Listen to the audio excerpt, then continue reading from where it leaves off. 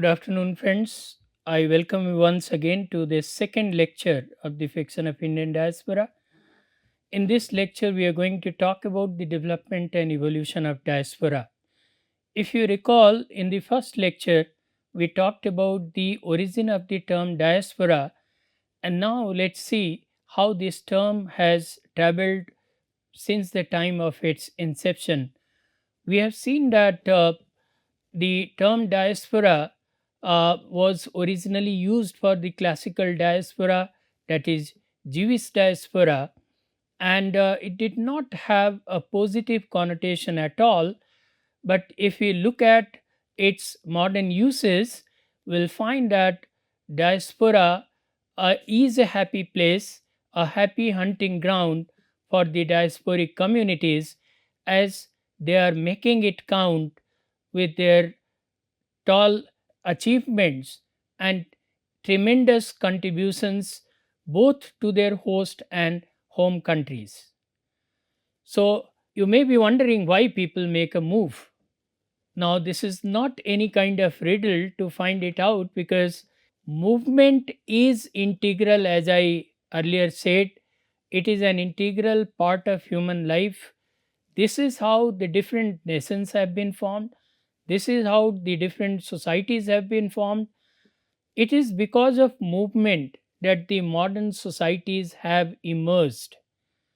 So, and these movements have always been there for some purposes. So, there are certainly some push and pull factors that have been responsible for migration of people from their home country to another country. So, first of all, when we talk about the push factors, the first and foremost is our necessity to stay alive. In India, we say roti, kapra, or makan, but then now that is quite old, because we are not satisfied merely with roti, kapra, makan, but we have gone beyond that. We want to have quality roti, quality kapra, and quality makan. So, first and foremost, the push factors are economic, like poverty and unemployment. Mostly in South Asian countries, you will find that there is a movement of sizable population to the Gulf countries, because uh, people are looking for employment and better opportunities of life. The second, push factor is the lack of infrastructure and development, like lack of healthcare, education, transportation. Mostly we find it in the African countries and many of the Asian countries as well, that the economy of the country is not very good, and as a result, people don't find quality life in their own country. Um, if we were to cite some examples, we can talk about Nigeria and Ghana, where the students find that they don't have uh, quality educational institutions, and that's why they move to other countries in search of better educational institutions or better healthcare facilities. War, conflict, and violence have also contributed to this kind of movements, in that people have run away from their own countries to other countries for saving themselves. So, like we can see, lot of refugees taking refuge in the countries where they feel safe. We can see Syrian refugees, Rohingyas, Afghan refugees in other countries. They are some of the examples of how, because of war, conflict, and violence, people have migrated in mass from their country of origin to some other country. There have been cases of political persecution and operation. Um, the example may be Iranian exiles. So there are some group of people who, being non-conformists or being against a political power structure, have been, persecuted or have been threatened by persecution, and as a result, they have taken shelter in another country, evading those persecutions and operations. So, this is another push factor for the formation of diaspora or crossing of borders. There have been lot of instances where religious and ethnic persecutions have forced people to migrate from one part of the world to another.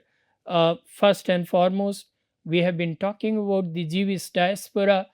So the Jews uh, are a classic example of religious and ethnic persecution, and as a result, they have flown from their own country and have settled in different parts of the world. Likewise, during the partition of the country, many of the Hindu Sikhs migrated from Pakistan and crossed over to this part of India in search of safe havens, because they feared religious and ethnic persecution in the newly formed Pakistan. Even now, also, we see that people are being, persecuted, attacked, and traumatized in many countries because of their religious and ethnic identities. A classic example in the contemporary time is the Hindu minorities being attacked, traumatized, and violence unleashed upon them in Bangladesh. So, we have also seen that the environmental factors might also contribute to our movement from one place to another, because we cannot survive unless and until there is a, essential supply which we require to stay alive. So, in the extent of drought or floods or earthquakes, we have seen that people have migrated from one place to another in order to survive. So, one of the examples may be desertification in Sahel region of Africa, which has forced its people to migrate to other areas in order to find food. Likewise, we can also have some pull factors, and in the previous slide, we talked about the conditions of the home country that may be responsible for, migration of the people from uh, their homeland to hostland. There can be some pull factors as well that might contribute to the movement of population from one country to another country. Like if we look at our own India, we find that lot of our students, lot of our technocrats and white collar job seekers, uh, you know, uh, assemble in front of American embassy to get their passports stamped so that they can go to America and can really make their lives count.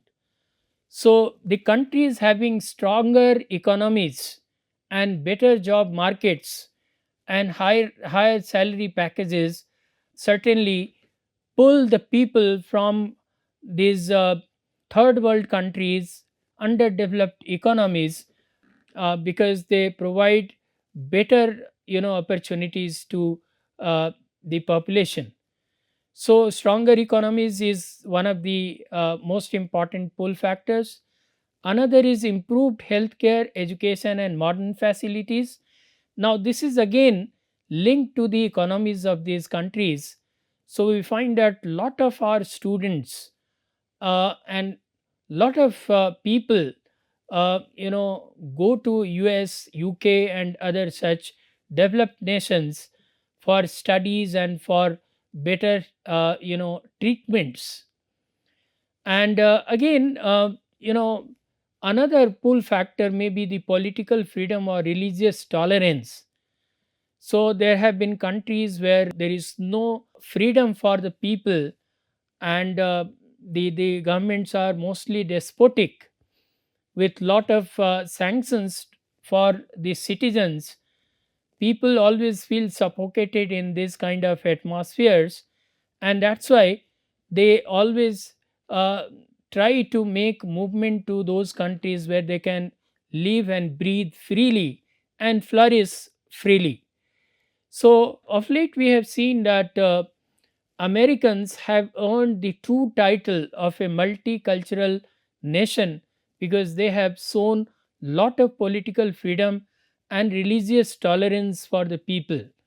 So that is the reason why people of different ethnic identities and different religious groups have made it to America, and they all have freedom to go through their religious practices and express their political will.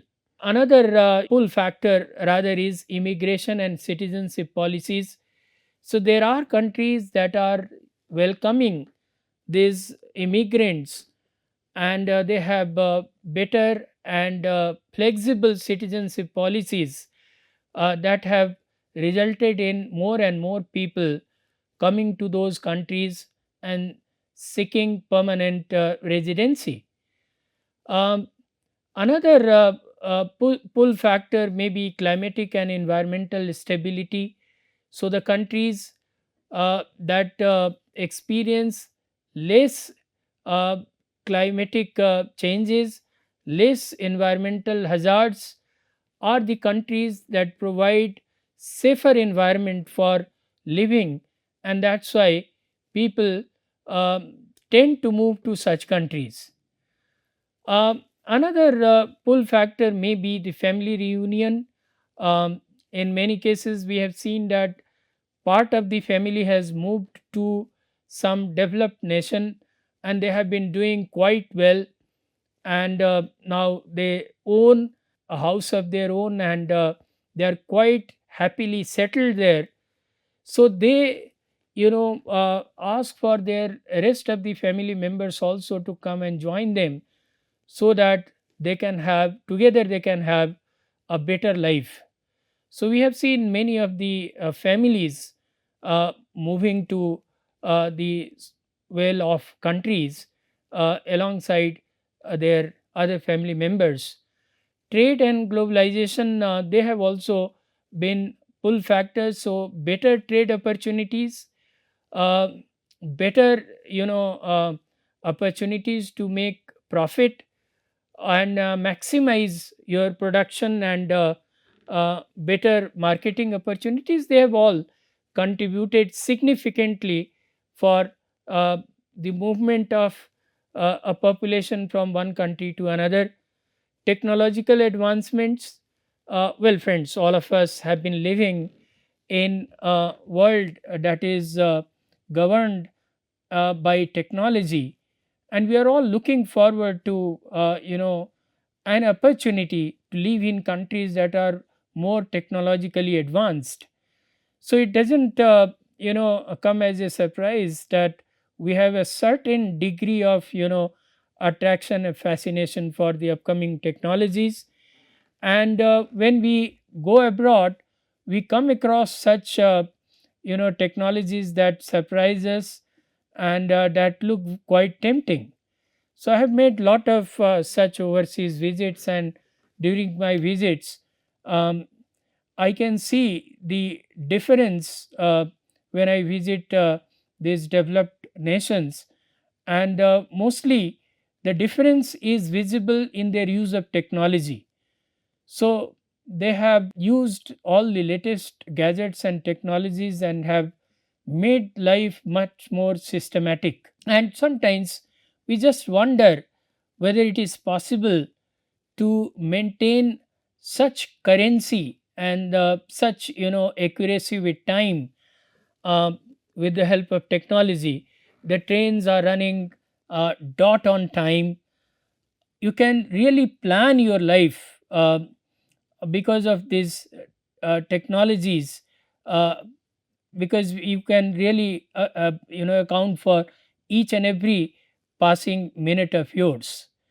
So technological advancements, and the most advanced countries are the countries that are technologically advanced, because technology has contributed immensely to their growth. As their growth, development, productions, they have all gone you know high tremendously, resulting in high yields and high performances, and as a result they have amassed lot of wealth, and they have gained better control over the rest of the nations.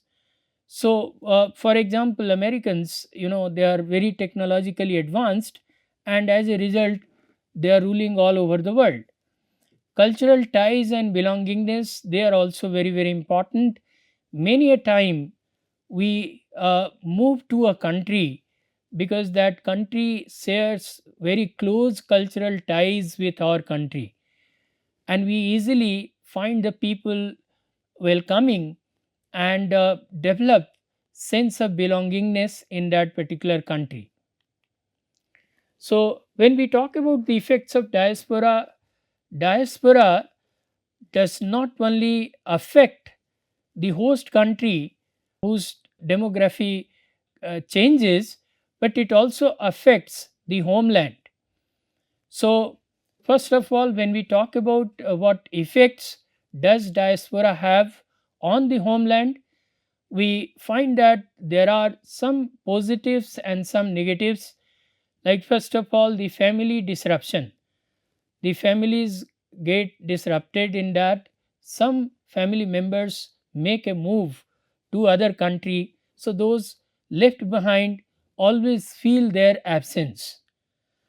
Then second thing, brain drain. A lot of people complain that because of this process of movement, many of the young, energetic, and bright minds move away from the country, and as a result, the country feels poor. And on the other hand, it is a gain for the host country. Well, friends, this is also a question of affordability. In the earlier slides, we talked about the push and pull factors.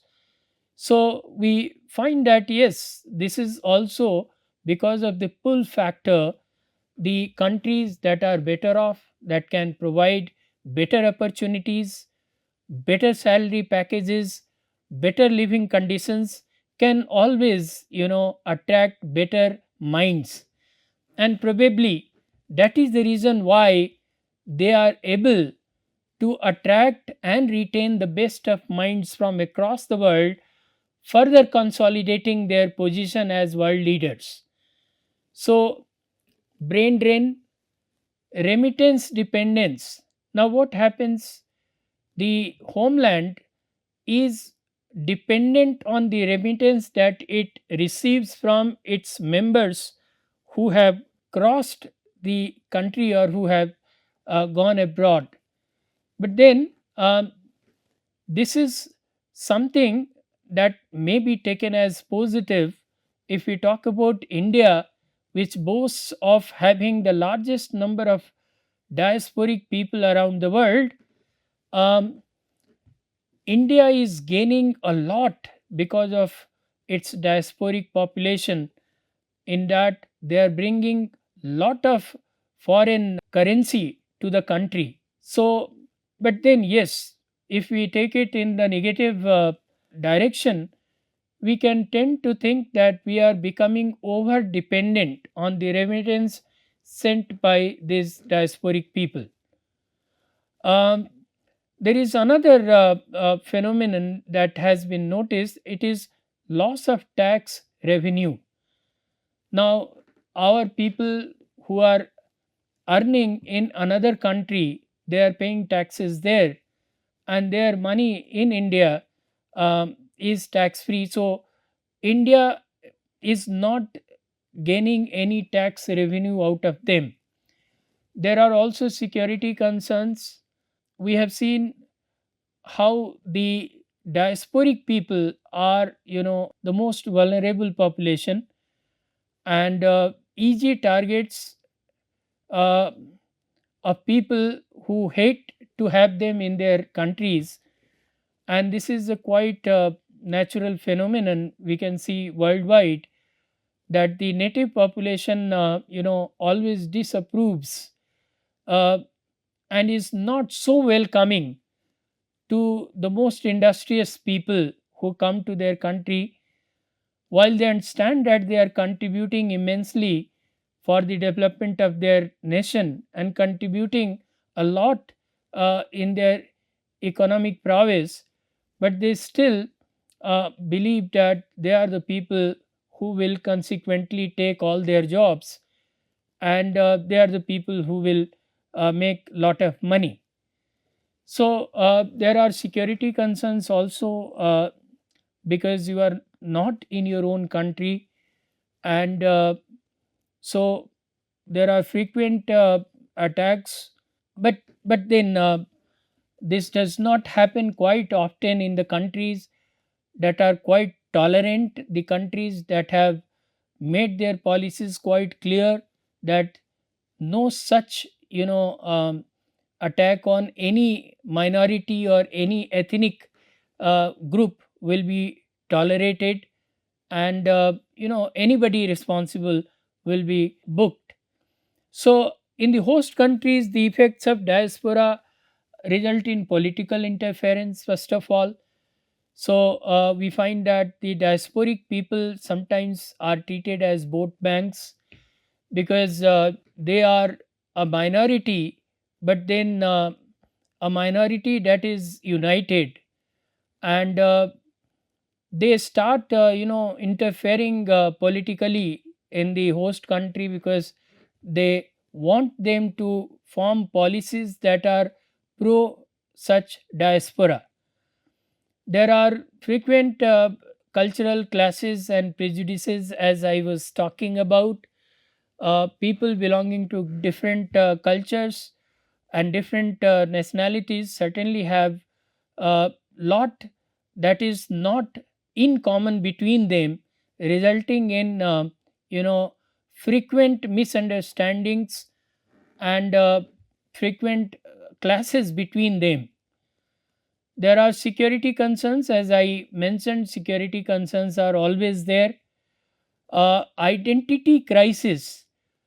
Well, the diasporic people, if you recall the statement made by Salman Rushdie, who says that sometimes we straddle two cultures and sometimes we fall between the two stools. So, this beautifully sums up the identity crisis that these diasporic people face. They no longer remain part of their own cultural uh, group way back in their motherland, because they have moved away, and the culture that they have known always has also been in some kind of transition, and they, despite the best of their efforts, they do not find it possible for them to completely assimilate or integrate to the host country, because they have never been uh, a part of that since its inception. So there is always some element of doubt, some dark corner that they feel afraid of. So identity crisis is one of the typical traits of diaspora. And then there is erosion of cultural heritage. Well, we find that the diasporic people try their utmost best to preserve their cultural heritage, but maintaining a close cultural relationship with their culture back home through remote control is not always a possibility, and especially uh, from one generation to another, we find that there is certainly the weakening of the cultural bonds. So these are some of the effects of diaspora on homeland and the host countries. Moving on, when we talk about the four phases of the development of diaspora studies, as illustrated by one of the most perceptive diasporic critics, Robin Cohen, he talks about the four phases. First, he calls the prototypical diaspora. The second, the expanded concept of diaspora. Third, social constructionist critics of diaspora. And the phases of consolidation. So, friends, as I said, diaspora since its inception has undergone lot of changes, and the emergence of the diasporic studies is to some extent very recent. Um, and let's see, the theorizing of diaspora has also taken place during this period. So, prototypical diaspora, well, is the first phase of diasporic studies. The diasporic studies, mind you, emerged in 1960s and 70s, and at that point in time, diaspora was understood in religious contexts, and particularly when we talked about diaspora, we talked about the dispersal of Jews, Greeks, and Armenians.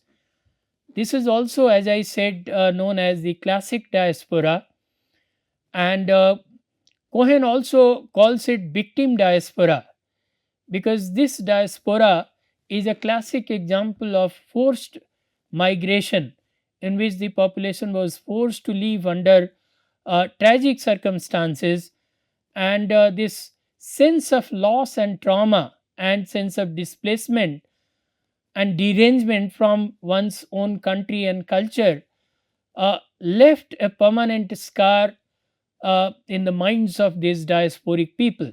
So, such diaspora is characterized by a sense of loss, nostalgia, and trauma. So, we find that victim diaspora saw the traumatic exit of people from their homeland, and centrality of this homeland has always been there for this group. So they could never forget that they were plucked out of season from their own homeland, and so the homeland always remained closer to them, although they could never come closer to that physically. Further, in 1980s to mid 1990s, during the second phase of diaspora studies, the term diaspora got expanded and to different other groups as well.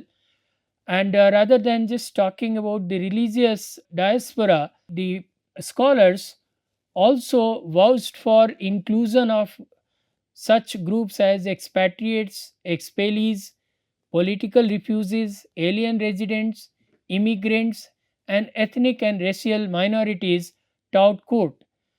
So we find that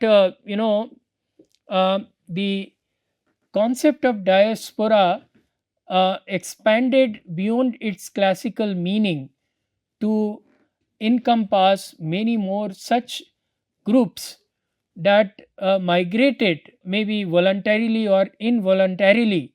So, voluntary migrations have also been typical in the modern age, where we have found that, as opposed to the classic diaspora, where religious communities, fearing persecution, ran away from their country or were exiled from their country under sad circumstances, here we find that people choose to cross borders because they find better opportunities, better income, better housing, better living conditions in another country. So, during 1980s and mid 1990s, the term diaspora came to be applied to a greater variety of people, including expatriates, expellees, political refugees, alien residents, immigrants, and other ethnic and racial minorities um, who had migrated not only voluntarily but involuntarily also in certain cases. So, during this time, the diaspora came to mean two things simultaneously. One, living outside reference territory, that is, movement from motherland to hostland, and referring to African trading networks, as illustrated in the publications of that time. And we can refer to Modern Diasporas in International Politics by Gabriel Sefer, The Black Atlantic by Paul Gilroy, Um, and most importantly, the journal Diaspora, a journal of transnational studies, which was started by Tololian in 1991.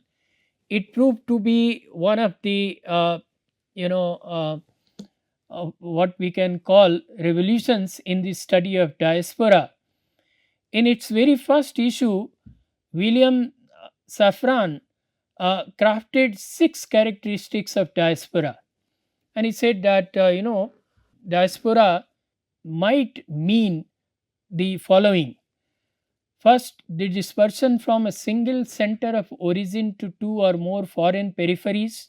So, people migrating from one country to another, retention of collective memory of homeland, and people always, retain the memory of their homeland, and the concept of their homeland is collective rather than individualistic, feeling a degree of alienation from the homeland.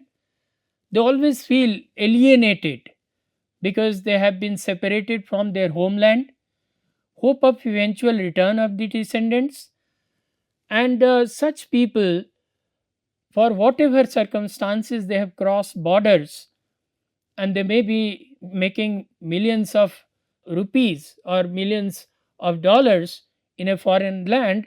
They still sever their hope to return to their homeland sometime, maybe not during their lifetime, then maybe their sons and daughters and their ancestors, their successors will return to their countries.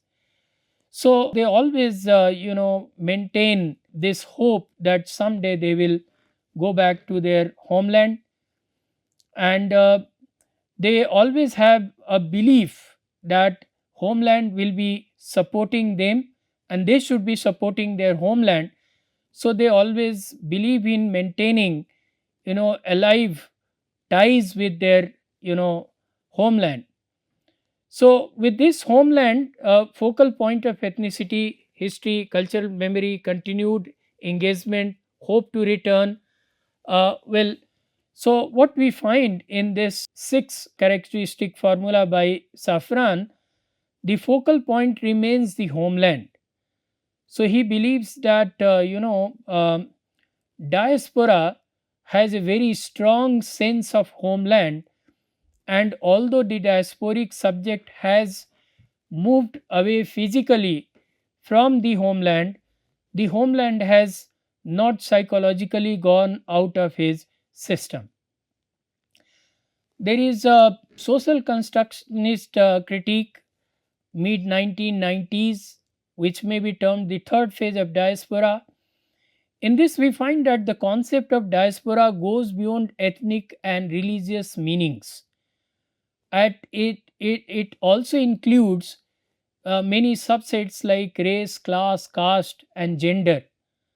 So, what we have seen initially, we started with prototypical diaspora, which talked about the religious and ethnic identity, which was extended to include other groups like expatriates, expellees, and others. In the second phase, in the social constructionist critique, which developed mid 1990s onward, the concept further goes beyond ethnic and religious meanings and includes the subsets of race, class, caste, and gender, as Tololian notifies about the forced migration of gay, lesbian, queer groups. We find that the people may be a diaspora within their home country.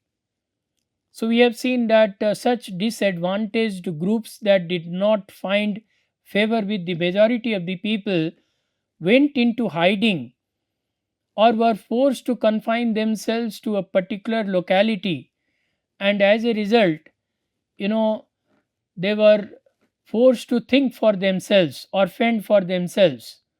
Diaspora may be used for such disadvantaged groups as well. So, this social constructionist critique takes the scope of diaspora uh, beyond migration and um, shifts it to identity of a particular group. Then comes the last phase, which we call the consolidation phase, that is 2000 to the present. And here we find that there is a balancing of the nuances of home lost versus home found, in that it is no longer believed that moving away from your homeland um, is the loss forever. So the process of uprooting and rerouting, unhoming and homing, this is very much on. And now diaspora has come to be associated with something positive, something that throws lot of opportunities to the diasporic population. And so it is believed that when you are moving away from one home, you are finding a new home.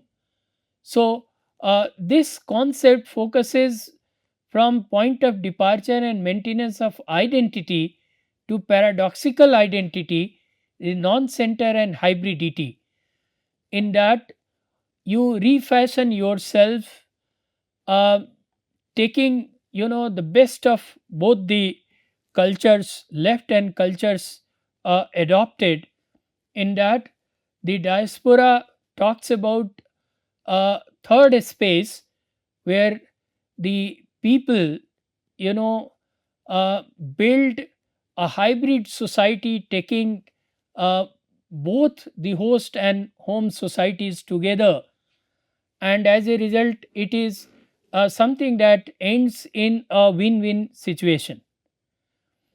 When we talk about the types of diaspora based on their formation, Robin Cohen, in his book Global Diaspora, an introduction, proposes a typology of five types of diasporas. First of all, he calls victim diasporas, and such diasporas has emerged as a result of persecution or genocide. For example, the Jewish diaspora may be considered a victim diaspora. The second diaspora he has termed labor diaspora, especially the Indians who have gone abroad in search of job, or many other people who have made movements from their country to other countries in search of job. So such diaspora is called labor diaspora. There has been imperial diasporas during the British colonial period, when the colonial masters migrated or forced a population of their colonies to move from one part of the world to another, so that they can be involved in jobs that might help the British economy to grow. For example, the Indians were taken to Africa's, they were taken to Caribbean islands and many other places for rubber and sugarcane plantations. So that is termed imperial diasporas by uh, Robin Cohen. The trade diasporas like Chinese and Lebanese people who migrated from their own country to other parts of the world, mainly for the purpose of trading. And then the cultural diaspora, um, this is about Caribbean diaspora, where people migrated for cultural integration. So these are the five types of diasporas that Robin Cohen talks about. When we talk about transnationalism of diaspora, Wartowick conceptualizes diaspora first as a social form, then as a type of consciousness, and third as a mode of cultural production. So he says that as a social form, there are three social categories that are formed as a result of diaspora: social relationship, uh, consciously maintaining collective identity, like Indians, whether they are from south, north, east, or west, in a foreign country, they maintain their close social ties, and they always talk about their collective identity as Indians. Political orientation, immigrants always form their own organizations so that they can always fight for their rights in the host country. They also form economic strategies uh, that are helping them in the best possible manner. Uh, so, striking a balance between the host and home country as a type of consciousness, based on variety of experiences generated among contemporary transnational communities, the communities come together and form a diaspora, a common diaspora, which has nothing to do with their uh, origin in a particular country. Diaspora is also seen as a mode of cultural production and reproduction, uh, a transnational social and cultural phenomena which constructed the styles and identities of diaspora communities. So, you know, the diasporic communities indulge in cultural productions and practices that seal their identity in the host country as a distinct cultural group. So, in that they celebrate their cultural heritage and the richness and variety of their culture. So, these are some of the selected readings and bibliographies that I would like to recommend to you for further understanding of the topic that we have discussed. So, friends, till now we have discussed the meaning of diaspora and its development and its theoretical journey through the ages. We also talked about the emergence of diasporic studies as a discipline. We'll continue this discussion in the coming classes. Thank you very much for your kind attention.